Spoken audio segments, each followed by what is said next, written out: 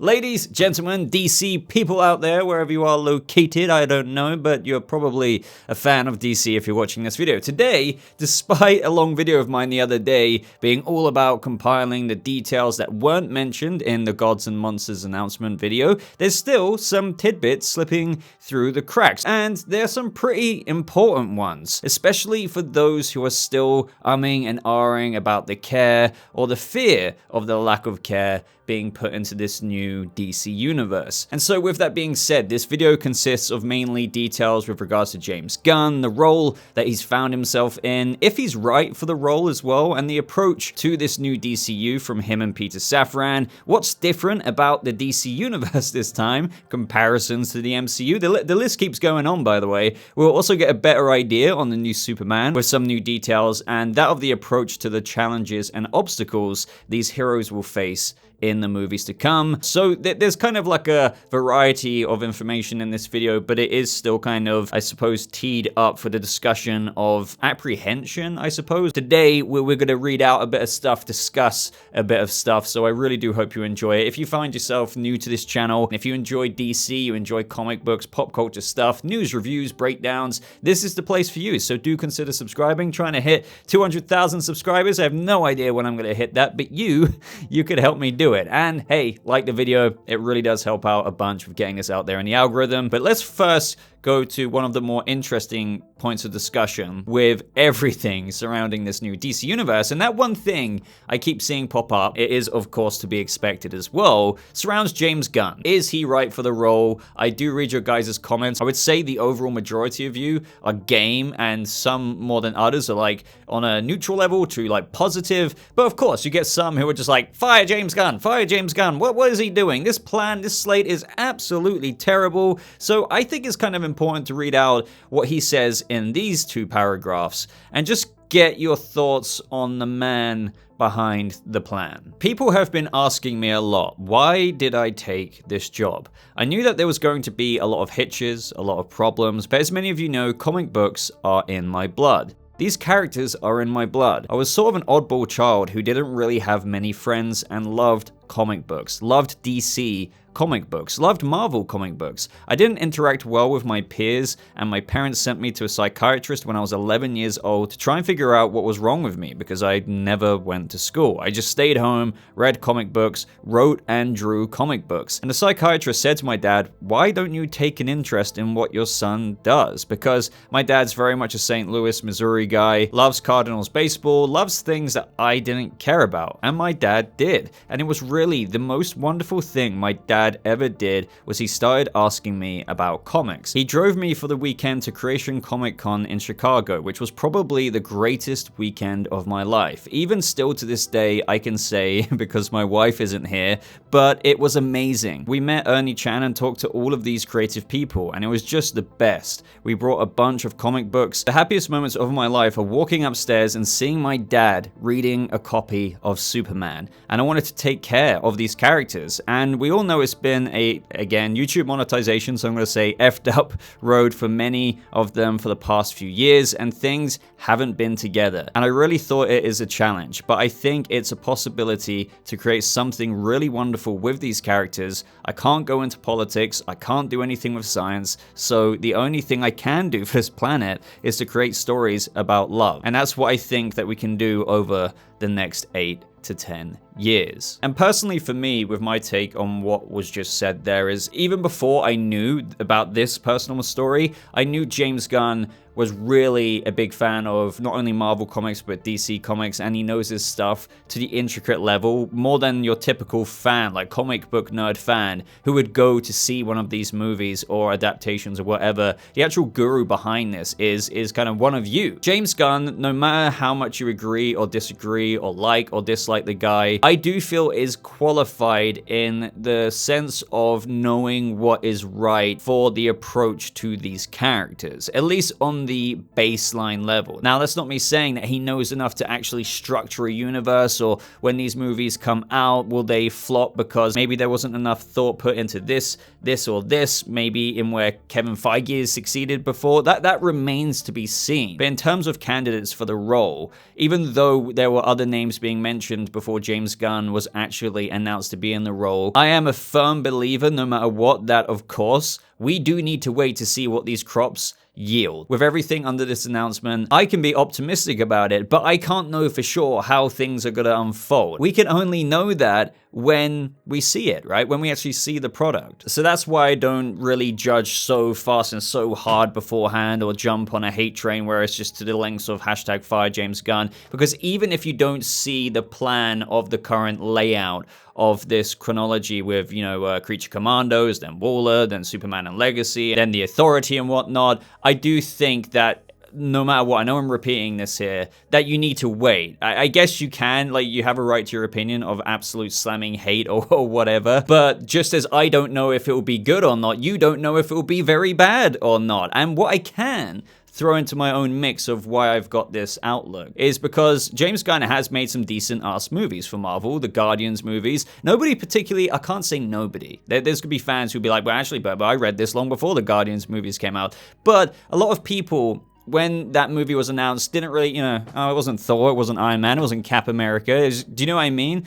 But when they came out, it was pretty damn good. The same thing with Peacemaker, and I'm very guilty of this, and I don't blame myself for this. I enjoyed the Suicide Squad. I don't think it was the greatest movie in the world. But John Cena, I have nothing against him, and when there was the Peacemaker show coming out, I was like, really? I'm gonna watch it, but I don't know if I care to so much. But then that came out, and I was really pleasantly surprised by that show. Of course, that specifically leans and is dosed heavily with the concentration of comedy. Now, that isn't to say, and we've already dispelled this, and we'll get into this a little bit more in this video, that every single project from Waller to Superman Legacy to Brave and the Bold is going to be a Peacemaker series. This isn't the Gunverse. That has been made very clear by James Gunn already, but the reason why I brought that up is just mainly because he has made some good products, and the guy clearly cares about this position. I don't believe for 1 minute, no matter what you think about James Gunn, that he's come in here and he's just got to deliberately be like, yes, I'm going to screw everything up for the DC. But what I will agree with, and I hope everyone can respectfully get on this middle ground to an extent, we have to wait and see what stuff is like until we can truly judge it. I mean, don't get me wrong, when the trailers for Superman Legacy starts to come out, of course, you can start to be like, oh, I don't know about the look of this kind of thing. But all of the, absolute whirlpool of takes out there right now seems to be jumping, no pun intended here, the gun a little bit with some of this stuff. And that's just me, by the way, not shilling James Gunn. It's just me trying to be as objective as I possibly damn can be. That's all I ever strive to do on this channel, is be objective, try and remove my bias, and yet be as comprehensive as I can be when it comes to anything. But either way, without rambling for too much more there, James Gunn went on to say, with just the overall approach to this universe, a lot of people think it's going to be Marvel 2.0. And definitely, I learned a lot of stuff at Marvel. I think that we have a lot of differences. We are telling a big, huge central story that is like Marvel, except for I think that we're a lot more planned out than Marvel from the beginning, because we've gotten a group of writers together to work that story out completely. But we're also creating a universe that is like Star Wars, where there's different times, different places, different things, or Game of Thrones, where characters are a little bit more morally complex. One of the reasons why I love DC is it really is another universe. It's an alternate world. In Marvel, generally, it's, New York, Chicago, San Francisco, and then every place else in the world is a fictional universe for some reason. Here at DCU, we have Metropolis and Gotham and Themyscira and Atlantis, and all of that is another fictional universe. And this is the world that we're creating. We're coming into a world, and this is what I love most of all, by the way, we're coming into a world where superheroes exist and have existed for some time in one form or another. And just going off the latter of what he says there, I'm very glad about that. I was calling that anyway. This reboot whether you were caught up in the whole soft reboot versus hard reboot debate, I just didn't see how they wouldn't hit the ground running. Because if they didn't hit the ground running, so to speak, it would be like, okay, we need to learn to walk first, aka origin movies, aka kind of like Man of Steel, and then, okay, this is what happened to Batman. Oh, there's the origin of Green Lantern. No. In this universe, you literally have Hal and John Stewart as active Green Lanterns on Earth, and they're uncovering this terrifying mystery. With Superman, it's not an origin story. He's a younger 20-something Superman, but he's working at the Daily Planet. He's already wearing the cape. He's already come up against X, Y, and Z, but we don't know what yet. Whereas Batman, he's already got a Bat family, except now Damian Wayne is being dropped off on his front doorstep, and he's gonna have to navigate how to kind of put this little crazy assassin killer on the straight and narrow. So you see what I mean. It's already this living, breathing DC universe, and I see some people say they're making the mistakes of the past, they're rushing into it, and in one way I see where those people are coming from with like, oh, you know, they're already jumping into the world, but I don't see that as making the same mistake of what the Snyderverse did in trying to catch up to Marvel at the time, as people often look at it as, sure, we had Man of Steel, and it's a really cool origin story, then we went to BVS, and then before you know it, we're at Justice League.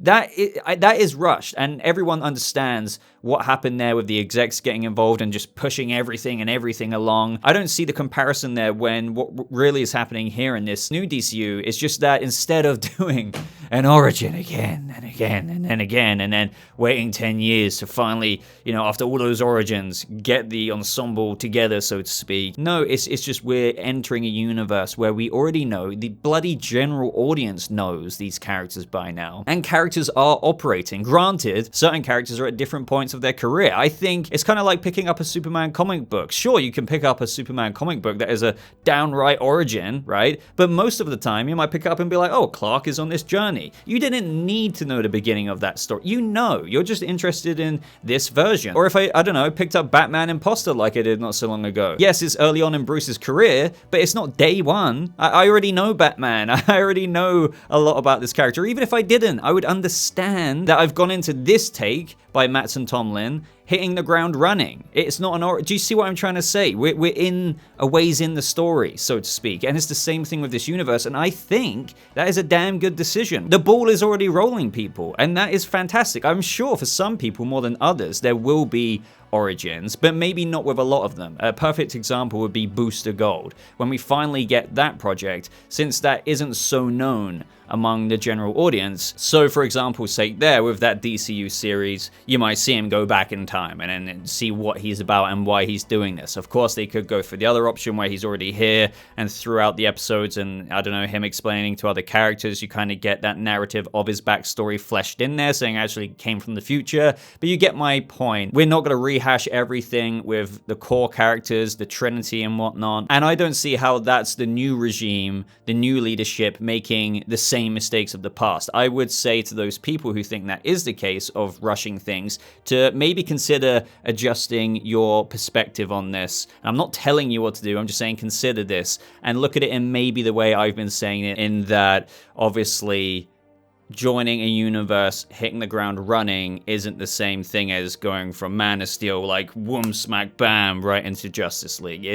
They're two different things. But another point that James Gunn made that is really interesting to me and very, very, very important, I feel, is what he says here. Even though this is all a connected universe, it's really important to me that the individual writers and directors on the projects give their own self-expression to it, just like they do in the comics. Everything doesn't always look the same. Everything doesn't always have the same expression. Different artists bring remarkably different looks, feels, and tones. This is not the Gunverse. So again, we still need to wait for this to be proven, because you could argue that this new DCU, and what I'm often saying at the minute, the MCU, right, for the most part, every movie feels like, okay, that's an MCU movie. Even Multiverse of Madness, which I give more credit to Sam Raimi actually kind of making it feel like a little bit different, it's still Marvel and MCU vibes. From Iron Man to whatever, it's all MCU feeling. Now here, you're gonna have, I'm sure, a DCU feel to things, but given the absolute emphasis that is being put on this and how James Gunn doesn't want a verse feel to it, like the Snyderverse, Man of Steel, BVS, whatever, it feels like a Snyderverse film, right? Especially with the tone, the kind of color palette of everything, it feels like a verse. Now, what he's saying here, and I really hope that this rings true to when we actually see the products, based on whoever the heck is directing this and based on the character, that will feel different. For example, Superman maybe being very, and I'm not saying it will be all Donner inspired or whatever, I'm just saying maybe it could be all very beacon of hope feeling and everything like that. That will not feel the same as the Swamp Thing horror movie. Or The Authority could be like really R-rated, The Boys level stuff. Do you see what I'm saying there? Whereas the MCU, I would say, and this isn't me pitting them up against each other, I'm just trying to compare it here, there would be a very consistent cohesion across any and all projects. Now, that being said, there is Deadpool and Wolverine, and that could be one of the first times where something does feel pretty damn different because they're maintaining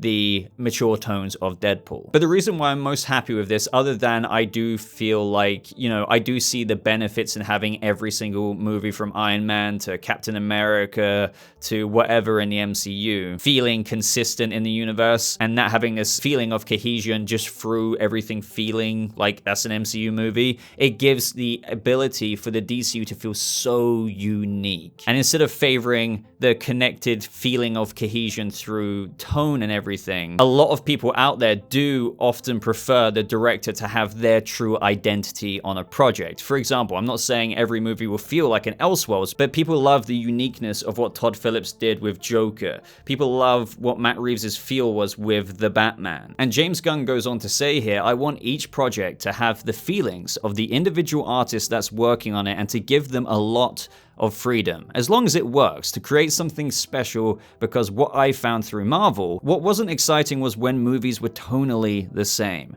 What was exciting was when you had something like Guardians come out and everyone was like, how is this raccoon going to be dealing with this God of Thunder? That's going to be weird. But then when you actually see the mashup happen, that's what makes it so fun. So to see seemingly tonally incongruent things come together is part of the fun of all this. So I'd love to know what you think of that. I know some people might feel a bit apprehensive because when I think about it, I can already see that some people would maybe prefer to have this true cohesion across all projects of it feeling similar in tone. Now, don't get me wrong. When I'm saying that they're going to have this individual, unique aspect to each tone based on the, creative wants from the artist, the director, and everything like that, that doesn't mean that, I don't know, let's just say Lanterns is not going to feel remotely, absolutely whatsoever connected or being in the same universe of the Superman legacy casting and continuity in that movie. I'm sure there will be like, okay, that's in the same universe. But through this even being expressed in the way it is being expressed is that there's most certainly going to be so much more room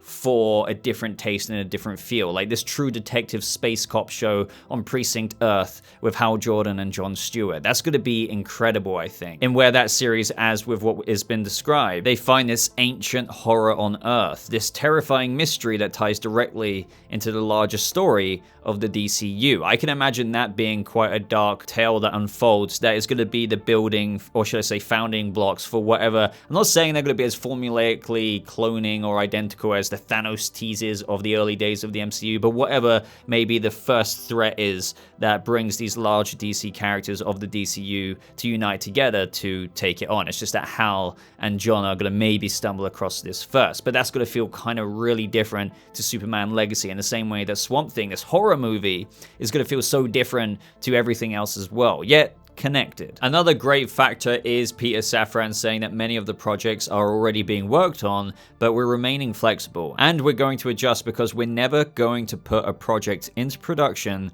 before the script is right. With James Gunn expanding on the importance of not rushing by saying that's a really important thing, because I've been around making studio movies now for over 20 years, and the thing that I've seen, the biggest change between the past and today is that, and the reason why I think movies in general are not as good good as they used to be is because too many movies get set into a date, and then they're made no matter what. Then you have movies where they don't have a third act, and they're already shooting, hoping that somehow they're going to work it out, even though they didn't get it worked out through 3 years of script. So we want to really elevate writers. Again, make writers as important as they are, and become architects of the story. So James Gunn and Peter Safran, and I know there's already going to be someone in the background saying, well, sure, they're going to say all this, but like, there's hearing it, but then there's seeing it to believe it. I agree, but everything they're saying is encouraging. And this one, on the most baseline level compared to the Snyder days, and we all knew what happened with executives there, like rushing things along, getting involved in Snyder's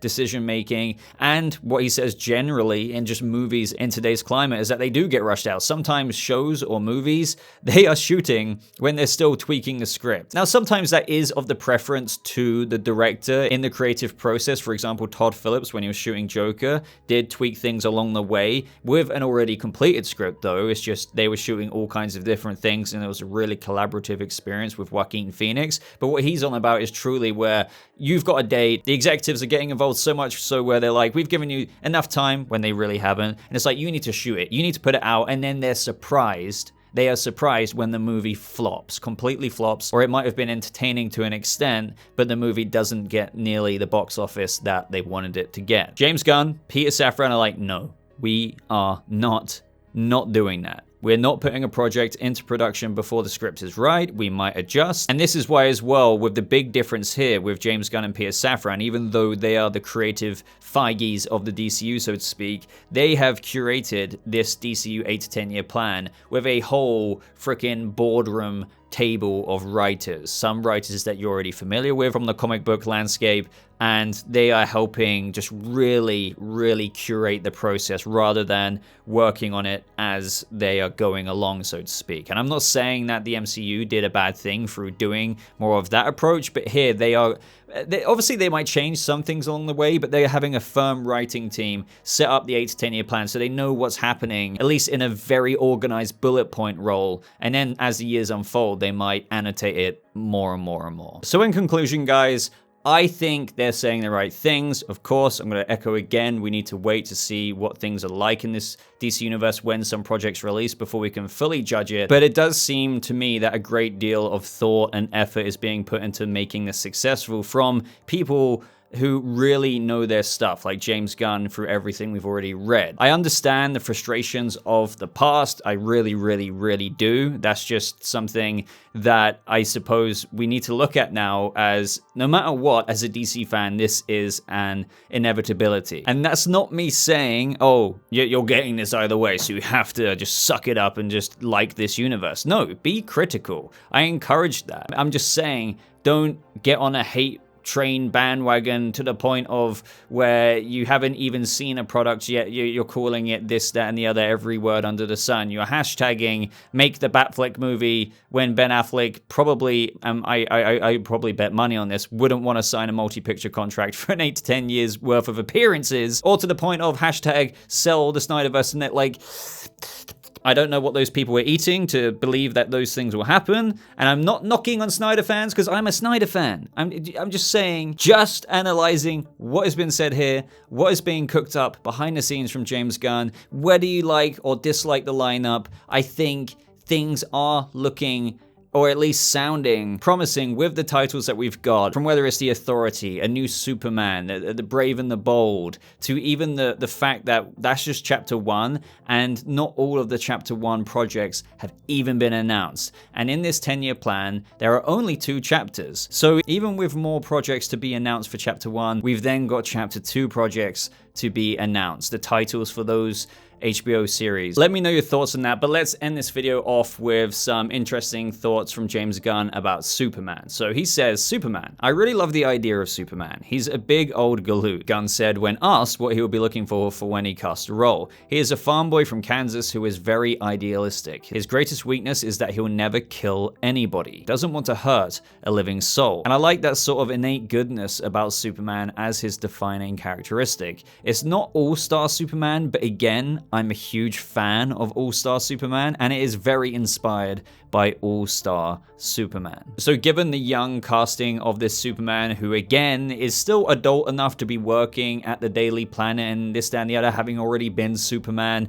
I think we're really going to get into the origins of, despite him having already flown around the world, I'm sure he saved a submarine or two, or had to like really think in multiple different ways of, okay, everything is going down right now. I need to heat vision this, cold breath that, do this, apply strength to this part of this so it doesn't snap everything with everything that I'm trying to hold up with the actual physics of this. But the more you analyze that, the more things do get screwed up there when you see Superman saving planes and whatnot. But either way, I think James Gunn is going to have this Superman faced with something that is kind of like a mini character study with what might challenge his innate goodness. I'm not saying he's going to put him in a situation of almost snapping Zod's neck again or anything like that, but something that really shows Clark's perseverance to always endure and always be optimistic in the face of his unlimited power almost, and in where it could be so easy to just wreak that havoc, but he still maintains his composure as Superman. And I think maybe that could be tying into the legacy part as well of the Superman title, like leaving this legacy and kind of optimism for other heroes to follow, kind of with what we got into with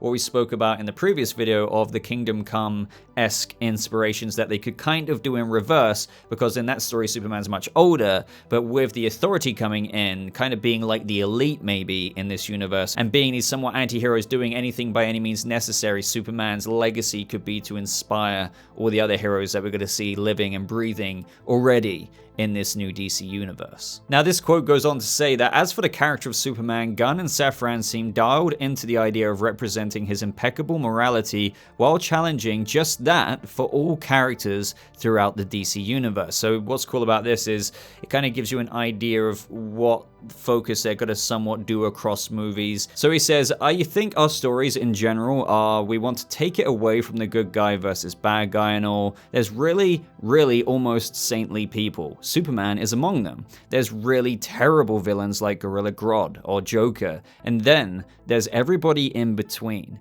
And so there's all these shades of gray of these different types of character, which allows us to tell more complex storytelling. And I think that's true and needed, and something I'm looking forward to. Now, don't get me wrong, this isn't to say that in Superman Legacy or other projects, if you will, that they won't have an antagonist of sorts. Or in Swamp Thing, you know, they won't have Anton Arcane, they'll just have Swamp Thing just figure out how to be a good monster in the challenges of the gray areas. It's not going to be all about that. And I'm sure he means that kind of complex storytelling with the bigger characters as well. So that, don't worry, they're not just going to get a bunch of like lesser known, gray area anti-heroes or antagonists or whatever and just explore those. He's saying maybe just get away from the basic good guy versus bad guy of a superhero movie, and let's say make one of those really popular DC villains explored a little bit more, not in the fashion of a character study straight up like Joker, okay, this is what went into Arthur and this, that, and the other, but an interesting villain, as I always say, is one who isn't always doing something or doing evil or doing bad villainous things for the sake of it. That isn't always so interesting. Getting into the motivation, getting into some aspect, even if the audience don't condone whatever said villain is doing, but some kind of empathy, that is always a much more rich storytelling experience for the audience to get engaged with in any project. But anyway, everyone, that is the blabber session of today's video. So let me know your thoughts on everything we discussed today. Let me know what side of the fence you land on or what side you lean towards. Are you not excited? Are you still just like, no, this just seems so bad, they're rushing into it like some people say? Or are you in the middle where it's like, yeah, I don't mind it, I'm not particularly buzzed for this, DCU roadmap, but I'm not gonna just, decide truly what I think right now, but hey, some projects sound kind of cool? Or are you on the other side where it's kind of like, nah, actually, I'm optimistic about this, I like Swamp Thing, really hyped for that, that's kind of where I'm at, Brave and the Bold, interested to see where that could go, a bit apprehensive maybe about Damian Wayne and what this could mean going into that side, but at the same time, Superman Legacy sounds cool, the Authority, the fact that James Gunn has said that each movie per as director and character is going to have their own creative freedom with it. All of that sounds promising. That's kind of where I'm leaning, but again, as I always keep saying, bottom line, need to see what actually is going down when it's released in the theaters. So really looking forward to see your takes. Leave a like on this video if you got this far. I'd really appreciate that. And do consider subscribing. But I'm going to love you and leave you. So thank you so much for watching. I hope you all have a lovely rest of your day. And I'll see you people of the DCU in the next video. Goodbye.